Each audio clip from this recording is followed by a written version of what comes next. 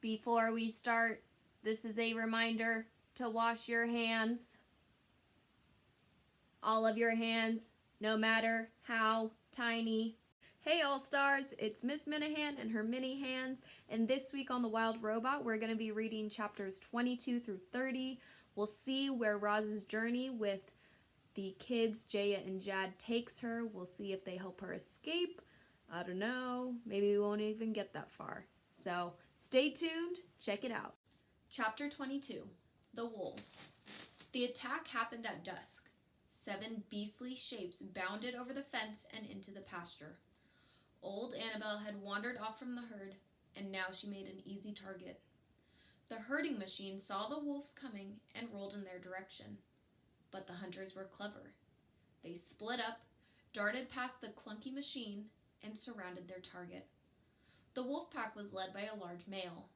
His name was Shadow, and it was easy to see why. He was quick and quiet and covered in dark fur, except for a long, pale scar that streaked across his body like a comet. Shadow locked eyes with the cow, distracting her with his fierce gaze. And when his pack was in position, he said, "Attack!" The wolves lunged, snapping their jaws at the cow's skinny legs. Annabelle kicked and hollered, "Stay away from me, you brutes!" She was a big animal, but the wolves knew what to do. They kept biting her, kept taunting her, kept wearing her down. The herd watched from afar. They cried out to their friend. They wanted to help, but they were too frightened to move. Well, reader, you can guess who came to the rescue. Footsteps thundered across the pasture, and Roz leaped into the fight. Had she swung her fists or kicked her feet, the wolf pack might have fled.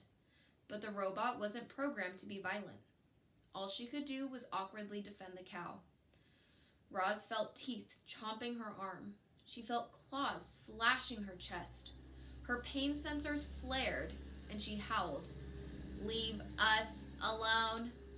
The robot's booming voice startled the wolves, and in that instant, she pried one of them away. Then Annabelle landed a hard kick, and another wolf tumbled backward into the grass. More help was coming. The other cows had finally found their courage, and the angry herd was on the march. The wolves had missed their chance. Shadow gave a frustrated grunt, and the pack retreated. They dashed through the pasture, leaped over the fence, and disappeared into the trees. The robot activated her headlights, and shafts of light beamed out from her eyes. While the herd crowded around, Roz carefully examined Annabelle's injuries. "I need to clean and dress these bite wounds," said the robot. "But you will be okay?" "Of course I'll be okay," the cow panted. "I'm old, but I'm feisty. Those wolves don't scare me." Annabelle talked tough, but there was no mistaking the fear in her eyes. All the cows were afraid. They knew that if the wolves attacked again, their next victim might not be so fortunate. Chapter 23, The Rifle. The wolves returned the very next morning. Shortly after dawn, they leaped from the trees and started chasing a poor calf around the pasture. Roz managed to drive them off, but that night they returned again. The herd came stampeding into the barn as the wolves laughed and trotted back to the fields. The cows were in shock. They refused to leave the barn. If this continued, the herd would produce less milk, the farm would lose money, and Mr. Sharif would send Roz back to the factory. Something had to be done. Knock, knock, knock. The dog barked, and the children opened the door. "How'd you get all those scrapes?" said Jaya. "Is everything okay?" said Jad. "I must speak with your father," said Roz. Mr. Sharif came to the door, and Roz explained the problem. At the first mention of wolves, he sent his children to their rooms, but the dog stayed. Oscar had no idea what the man and the robot were discussing, and his tail happily wagged as he stood beside them. However, his tail stopped wagging when Mr. Sharif handed Roz a rifle. The dog had seen the rifle in action, and it frightened him to his core. He scurried into the bushes and hid there, whimpering, while the conversation went on. "What do you mean you can't fire a rifle?" the man yelled. "Roz, you're a farmer now, and sometimes farmers have to kill animals." It was the first time Mr. Sharif had ever yelled at Roz. She waited patiently as words and spittle flew from his mouth. "My farm and my family are in danger. Roz, I order you to kill those wolves." How do you think Mr. Sharif is feeling right now? What evidence from the text supports your answer? Pause the video here and record your response on Flipgrid. Once you record your response, find a friend who responded to the same stop. Then, record a response to your friend's answer. "I cannot follow that order because I am not programmed to be violent." Mr. Sharif let out a heavy sigh. He knew Roz was right, but when he reached for the weapon, she wouldn't let go. The man stared at the robot. The robot stared at the dog. The dog stared at the rifle. Oscar was still whimpering and hiding in the bushes. Just the sight of the rifle had sent him into a panic. It was hard to believe that such a fearful animal was related to wolves. But dogs are related to wolves, thought the robot, and her computer brain began buzzing with activity. She thought of dogs and wolves and rifles. She thought of Shadow, the wolf leader, and the long, straight scar on his side. And then she had an idea. "Although I cannot fire the rifle," said Roz, "I believe it can help me solve the wolf problem." Mr. Sharif frowned.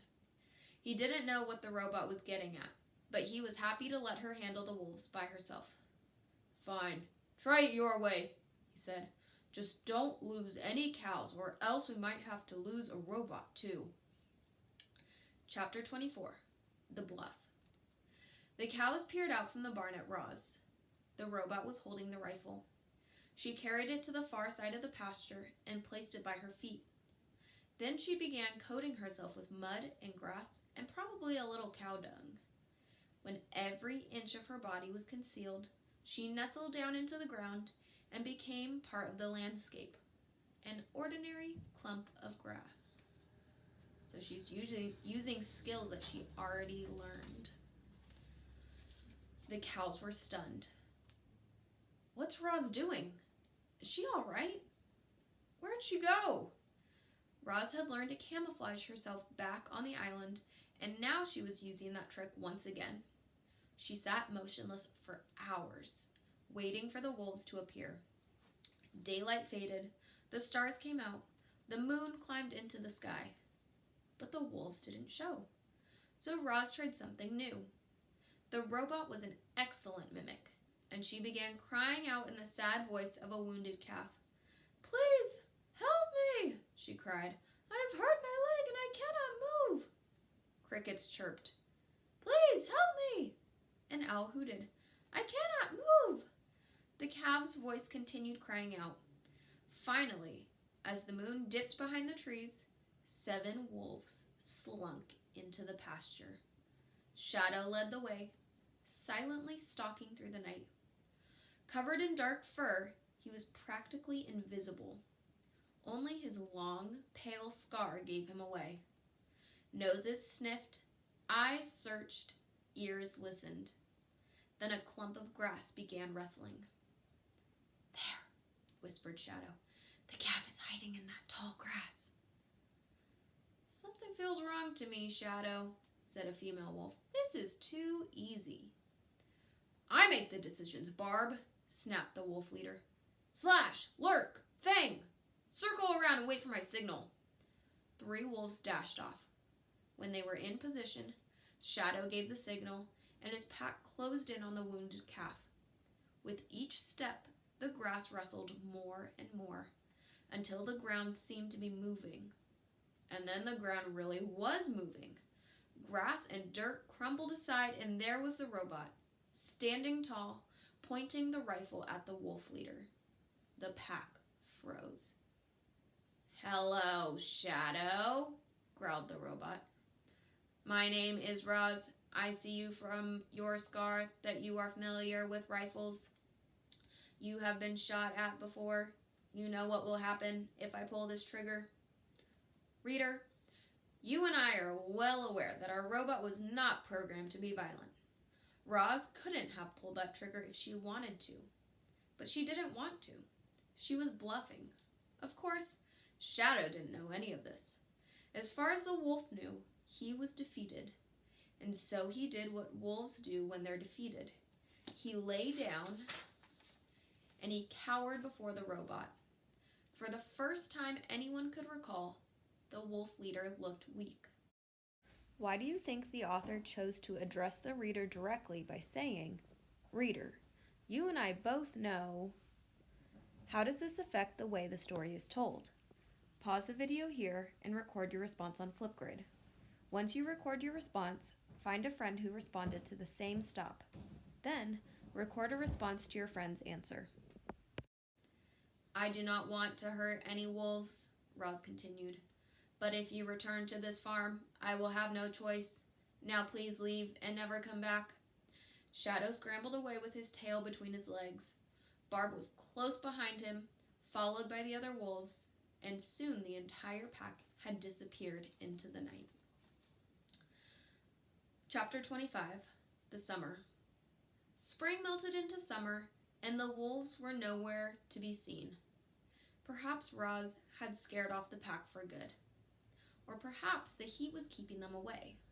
You see, it was the hottest time of the year on the farm. The sun was scorching, the fields were baking, the pond was drying up, and foul odors were floating all throughout the dairy. During dry spells, the farm's powerful sprayers were activated. Water shot out in long, misty arcs, and the land turned deeper shades of green. When the hayfields were lush and ready to be harvested, Roz fired up the mower and the baler. The giant machines rolled out of the shed and down the long driveway. Shortly afterward, they rolled back in, leaving bales of hay strewn across the stubbly fields. The cows and the humans spent hot days indoors. Only when the sun set and the air began to cool would they venture outside. The herd strolled out to graze under the stars. The children ran out to chase fireflies, and sometimes even Mr. Sharif stepped out to stretch his stiff legs. Trees swished in the evening breeze. Heat lightning flickered on the horizon. Cicadas sang their summer songs. When Roz wasn't farming, she was searching for a way to escape. Everything hinged on the children. The robot needed their help, but she just couldn't bring herself to tell them the truth. It was still too risky. Mr. Sharif asked the children not to distract Roz from her work, but they did anyway. They'd sneak out of the house and order the robot to play with them. Together, they told stories, rode bicycles, lay in the grass watching fluffy clouds drift by. Summer was tornado season. On occasion, thick clouds would start funneling downward, reaching for the ground. So far, the funnel clouds had all receded back into the sky before doing any damage, but it was only a matter of time before a tornado touched down. Chapter 26, The Tornado. The weather forecast warned of possible tornadoes that day. But despite their scientific equipment, experts still couldn't predict exactly when or where a tornado would strike. So most farmers carried on with their usual tasks while keeping a watchful eye on the skies.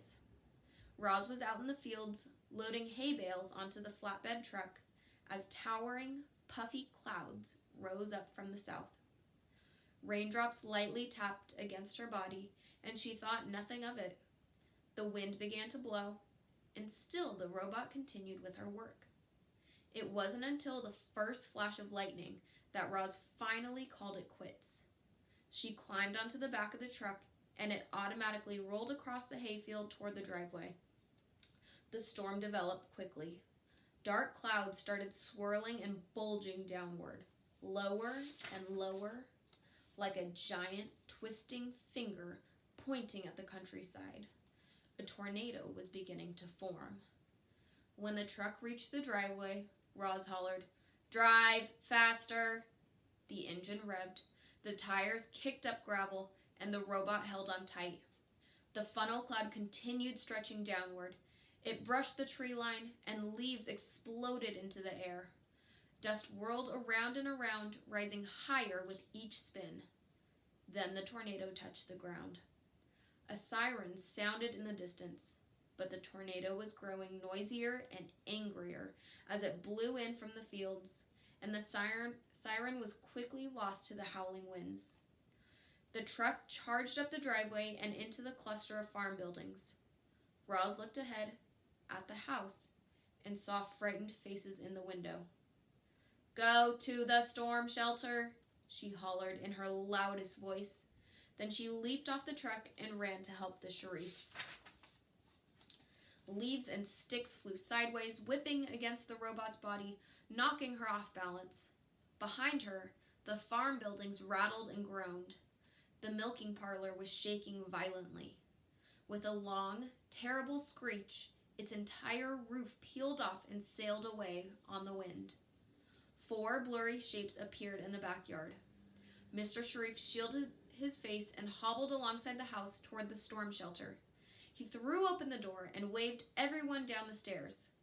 Oscar went first, then Jaya, but Jad wasn't moving.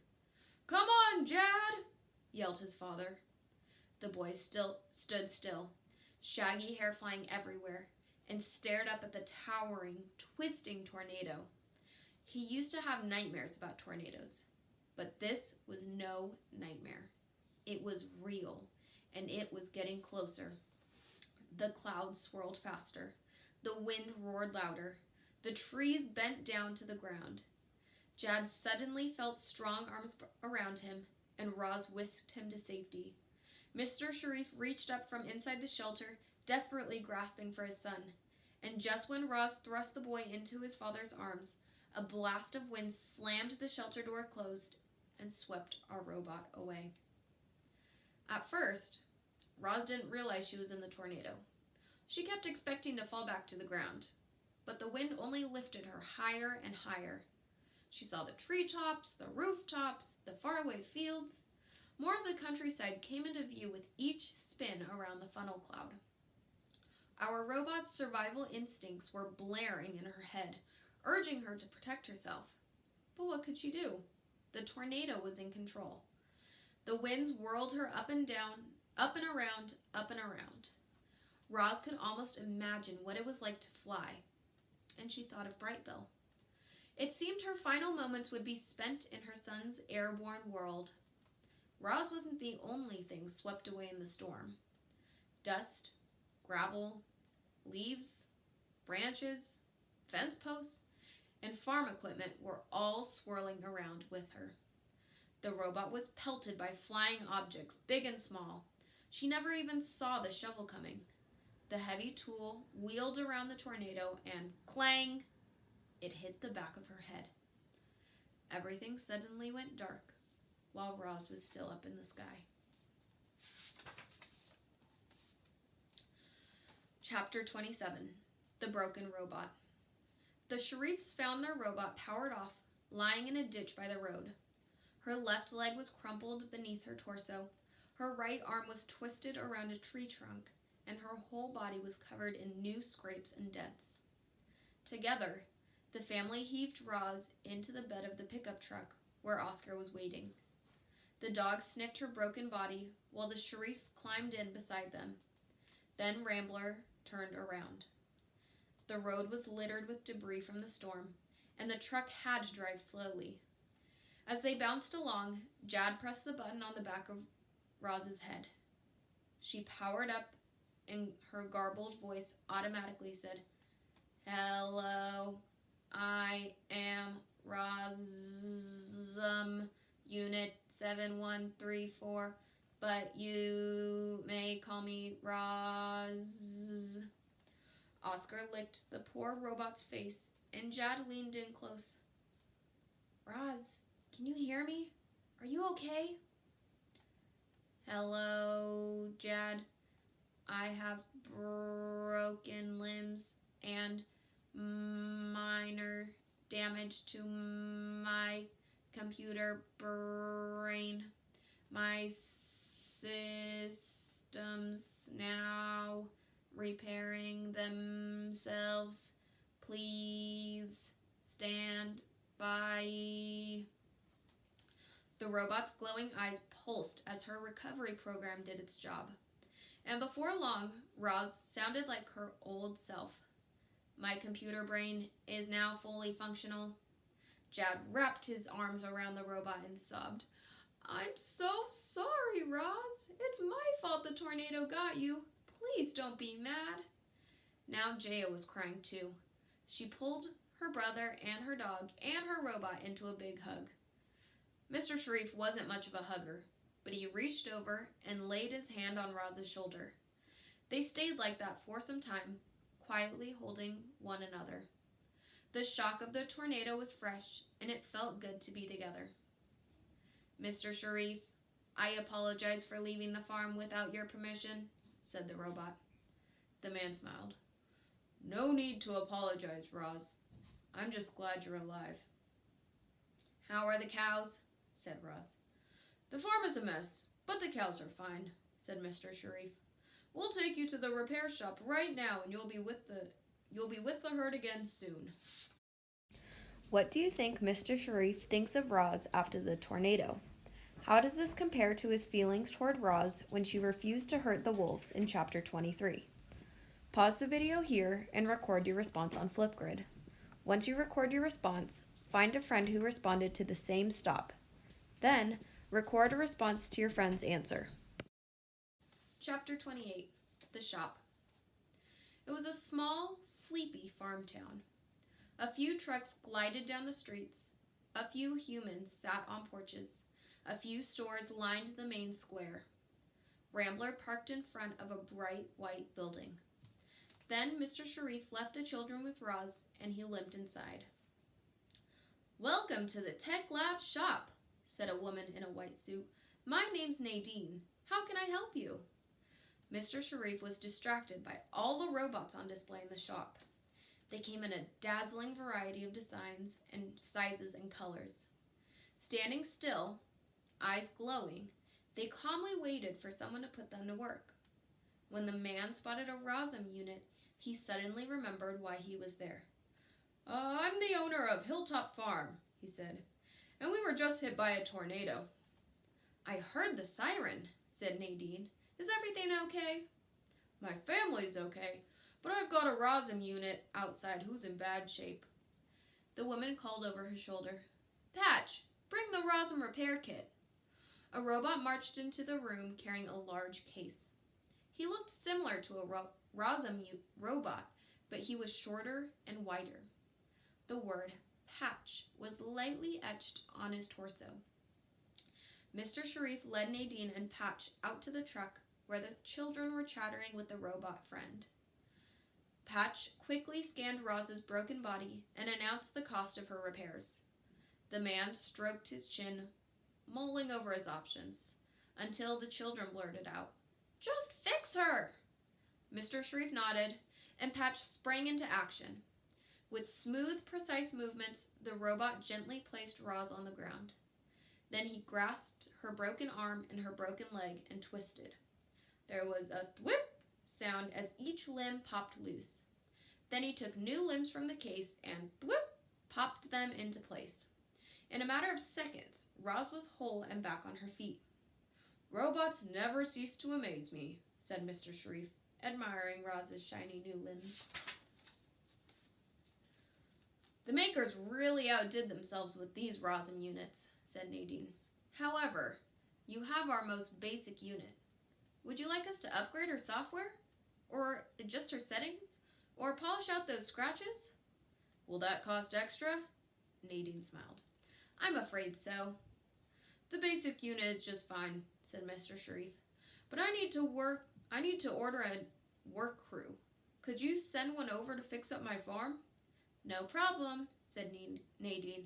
I'll send a crew over immediately. Chapter 29. The Aftermath.